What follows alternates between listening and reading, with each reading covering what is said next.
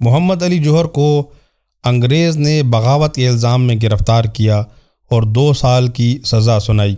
اس دوران ان کی چہیتی بیٹی آمنہ بیمار ہو گئیں اور بستر مرگ پر آ گئیں۔ انگریز نے مولانا محمد علی جوہر کو پیغام دیا کہ آپ معافی نامہ لکھ دیں تو آپ کو رہا کر دیا جائے گا۔ بیٹی کی محبت اور اس کی بیماری نے بے چین تو کیا، لیکن اماں بی کا بیٹا محمد علی استعمار سے بھلا کیا معافی مانگتا، بس اپنے جذبات کو اشعار میں ڈھال کر بیٹی کو بھیج دیا۔ میں ہوں مجبور پر اللہ تو مجبور نہیں، تجھ سے میں دور سہی وہ تو مگر دور نہیں۔ تیری صحت ہمیں مطلوب ہے لیکن اس کی نہیں منظور تو پھر ہم کو بھی منظور نہیں۔ تیری قدرت سے خدایا تیری رحمت نہیں کم، آمنہ بھی جو شفا پائے تو کچھ دور نہیں۔ پھر انتقال کی اطلاع ملی تو انگریز نے بغیر کسی درخواست کے مولانا محمد علی کو نہ صرف جنازے میں شرکت پر بھیجا بلکہ اگلے 3 دن ان کو رہا رکھا۔ سنا ہے کہ انگریز بہت ظالم تھا۔ بھیڑیا واحد جانور ہے جو والدین کا انتہائی وفادار ہے۔ یہ بڑھاپے میں اپنے والدین کی خدمت کرتا ہے۔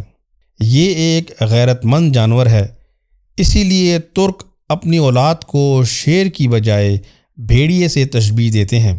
بھیڑیا واحد جانور ہے جو اپنی آزادی پر کبھی سمجھوتا نہیں کرتا اور کسی کا غلام نہیں بنتا، بلکہ جس دن پکڑا جاتا ہے اس وقت سے خوراک لینا بند کر دیتا ہے۔ اس لیے اس کو کبھی بھی آپ چڑیا گھر یا سرکس میں نہیں دیکھ پاتے۔ اس کے مقابلے میں شیر، چیتا، مگرمچھ اور ہاتھی سمیت ہر جانور کو غلام بنایا جا سکتا ہے۔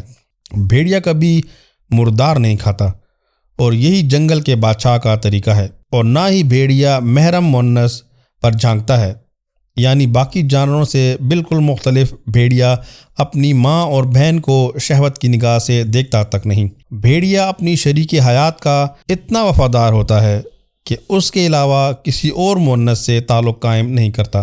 اسی طرح مونس بھی بھیڑیے کے ساتھ اسی طرح وفاداری نبھاتی ہے۔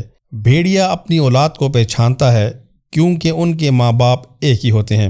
جوڑے میں اگر کوئی ایک مر جائے تو دوسرا مرنے والی جگہ پر کم از کم 3 ماہ کھڑا رہ کر افسوس کرتا ہے۔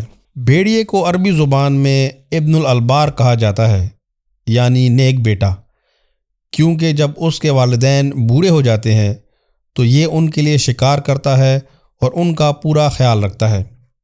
اسی لیے ترک اپنی اولاد کو شیر کی بجائے بھیڑیے سے تشبیہ دیتے ہیں۔ ان کا کہنا ہے کہ شیر جیسا خونخوار بننے سے بھیڑیے جیسا نسلی ہونا بہتر ہے۔